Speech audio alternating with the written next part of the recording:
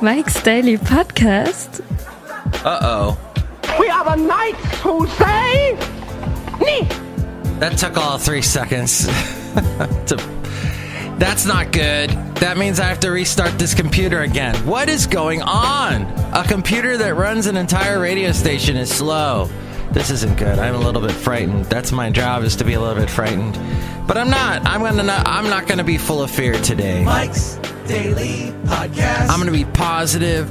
I'm gonna look life in the eye, and I'm gonna snarl, because that's how I am today. Mike's Daily Podcast. Except if I had Facebook stock, I might be a little bit nervous, because it had an underperforming period, and that's what they call in stocks a dip. So I guess that's some crazy bleep. Hey, I cussed on my show and I bleeped myself, so that's Mike's Daily Podcast. I bleeped myself. Phrasing? I know, Archer. That's so true. My name's Mike. Daily. This is FF episode Podcast. 1678. Dang it. Oh my gosh, my Facebook has 9 notifications. Why do I bring this up? Because that's usually I only have 1. So something odd is happening. What's going on? There's people. Oh, so somebody walked in, and people are responding to little posts that I comment on. I've been commenting on other people's posts lately a lot. But this lady right here has commented on every single post I've ever done. Isn't that true? That is right, Michael Masters. This is Mato. And you love social media. Michael Masters, I am social media. I have created the social media. I was the social media before the social media. Social media. Amazing. Look who else walked in. Hello there, Mike. This is Valentino, the parking attendant. Wait a minute. Where's my friend guy that shows up all the time? And this is Bison Bentley. Do you know that? I drove a car into a cafe anyway. Do you know that? You did. You drove it right into cafe. Anyway. Amazing. So look, now it's time for a picture. And here's today's podcast picture. Girls on film. I know you've been wanting to do that forever. Girls on film. Or maybe not. The podcast picture today is of the wonderful, always joyful, always joyous Basil the Boxer. Almost 10 years old. And there he is up on this hill overlooking Lake Chabot. What do they call this park? It's across the street from Fairmont Ridge. And I enjoy going there because I'm getting sick of people. I'm getting sick of going. And this is my Angry Mike time. Angry Mike time. Woohoo. Angry Mike. Oh, my. Angry Mike. It's the Mike Hulk. Ooh. Mike Hulk smash. Wait, give me something to smash. Well, give me something to smash in now. Thank you. Yeah, because it's a short show, and I'm angry, so it's a Shangri show. Welcome to Shangri-La.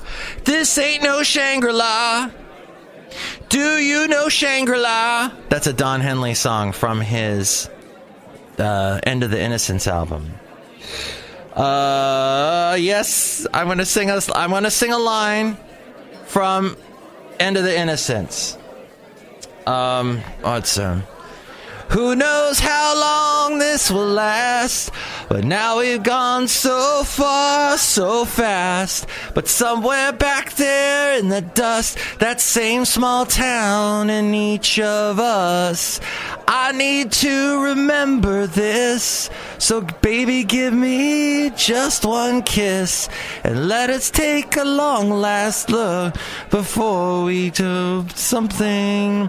So lay your head back on the ground, let your hair fall all around me, open up one last request. This is the end. This is the end of the innocence. Oh yeah, let me have just one last kiss. That's what it is.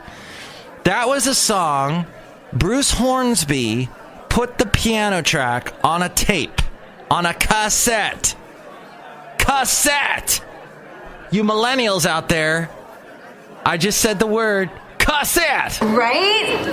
God. You have no idea what a cassette is, do you? But you know what? He put it on a cassette, gave it to Don Henley. Don Henley heard the music and wrote lyrics. Bam! Collaboration from afar. Nowadays, we can collaborate back and forth on the internet easy peasy. And I said easy peasy, and I hate that phrase, but hey, it still was an interesting thing done back in 1989. That song was written and recorded and had everything to do with Ronald Reagan. That old man, the tired old man that we've elected king, that's Ronald Reagan. Ronald Reagan. Well, I didn't know I was name-checked in a Don Henley song. That's kind of special, and I feel good inside, like little tiny worms are digging into my stomach. Ew! What I didn't really mean to go there, but... So, here's the thing, though. We all die. We all turn into worm food, and that's a happy thought. But somewhere, I have lost my thought. Oh, it's the Fairmont Ridge staging area, basically, is what that is. But it overlooks... When I go to the Fairmont Ridge staging area now, I get so irked by the people that go, how old's your dog? And I did get one of those, even though I was across the street in this other park that is not as heavily visited as the one across the street, but has a great view of Lake Chabot in Castro Valley. And that is my little... What do you call it? My little travel log for today. You're welcome. And where did that go? Where did that go? It irks me to no end when I can't find it. There you go. That was my little... No, I was looking for a little other kind of little thing. Not Irish. Oh, this is it. So, and that's my tip, my travel tip for today. Thank you. So, Dennis Prager. He is a conservative talk show host. And oh my God, that guy got stuck in what you call a logic pretzel yesterday. And I only listen to his show because we carry his program on one of the radio stations I work for. And I have to go over and I have to take meter readings and look at the calibration of the watts and the voltage and see the modulation and blah, blah, blah, blah, blah. And I go over and I'm listening to him, and he is having an argument with a caller. And it's a question that a lot of people that are on the left, and he hates the phrase on the left. He thinks leftists and liberals are different. He can deal with liberals. He hates leftists, wants them out of the country. So you can't even say the word left. You can't even say the word lift. You can't even get a Lyft ride or an Uber ride around Dennis Prager because he's so angry about that. But Dennis Prager got so incensed when this person, probably a Democrat, said, hey, how do you square your love for Trump with the fact that he treats women so poorly and that he, what's the thing he said? Like, that he said that thing on tape. And even though that was over a year ago, I guess the question to Trump would be, How many times did you look so innocent into your wife's eye and lie to her about Lisa? Mr. Chairman. And, well, what he did, Dennis Prager got incensed, and he said, look, that was something recorded. It was supposed to be a private conversation, and it got leaked to the press. How many private conversations, sort of the, let ye with no sin throw the first stone. How many private conversations have you had that you were embarrassed by? And that's where he left it, and he was incensed and angry. He goes, Richard Nixon said very anti-Semitic comments behind the scenes with thinking that there wasn't anyone listening, but yet he did so much for Israel. And Dennis Prager is Jewish, so There is his reasoning. But then someone called in about an hour later, and I happened to catch this one too, and this time was a Republican that called in and said, look, no, wait a minute, Dennis. The Bible says, and Jesus said, if you have sin in your heart, that is enough to have made the sin. And he brought up the thing in the Bible about if you look at a woman and you think impure thoughts, you have lust in your soul, and thus you have sinned. And Jimmy Carter had a whole thing about that back in the day. I won't get into that at this time. Oh, Facebook stock has dropped like crazy. Did I mention that earlier? It's just crazy, Facebook stock. And I don't own any, and I'm kind of glad I didn't get any. And I have a financial advisor, and he told me don't get any. And he didn't get any, and wow.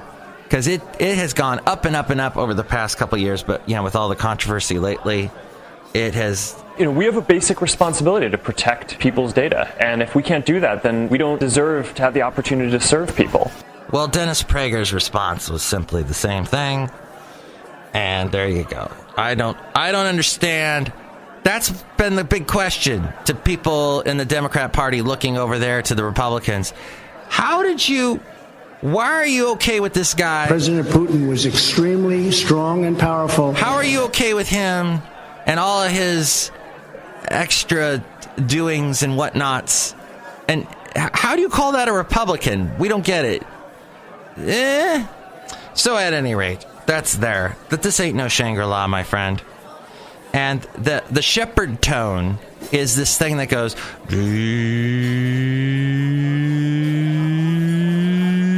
And it keeps going up and up and up, like Facebook stocks seem to be going. And it never goes, but in this case, it never goes down. It's a little trick that they do in audio in the world of frequencies and music, and musicians do it too. Well, you have to kind of climb the scale, but then you secretly, without the ear noticing, you're able to, because you eventually, I'm not explaining this correctly, but eventually you get to the top of the frequency, but you're able to somehow, and I don't know technically how it's done, make the tone continue to go up. So to the ear, it sounds like the tone never ends. It just goes up and up and up and up. And they use that a lot in movies, TV shows. Some songs do that. It just keeps going up and up. And it's annoying because your body needs resolution. That's what music resolves itself. Many like pop songs resolve itself. There's you have a beginning and end. You'll have a chorus. The ear needs to hear conclusion and finish and resolution. And as this podcast is resolving itself as we go outside a cafe anyway, where we bring you Mike's Daily Podcast somewhere in Podcastro Valley. So in this wonderful podcast, and I've railed against this podcast before because they upset me over the whole.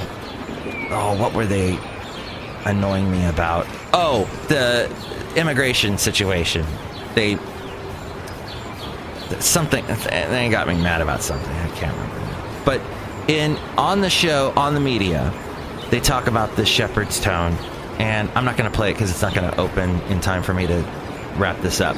But they talked about how this whole Trump administration is like a shepherd's tone. It keeps going up and up and up. Like we get one controversy after another. Nothing gets resolved. He says the thing about Putin. President Putin was extremely strong and powerful. And it just and he gets no blowback except from the Republican Party, but then even that goes away super fast, and it just keeps going up and up and up and up.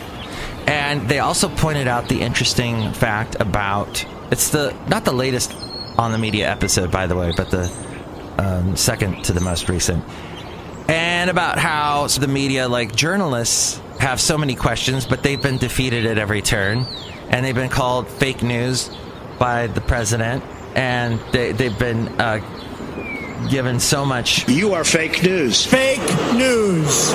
Fake news. Antagonism from this administration, and they are now like helping each other out. Like the one there was. Sarah Sanders was moving on from another reporter, but this reporter had another question. she went to this guy reporter, and the guy reporter said, no, wait, what did she want to ask? Let's go back to her. And so they're helping each other out in the reporting, because it's in the reporting pool. It's just been one crapola thing after another. Now, it's not an easy business to be in, journalism. That's why I'm not in it.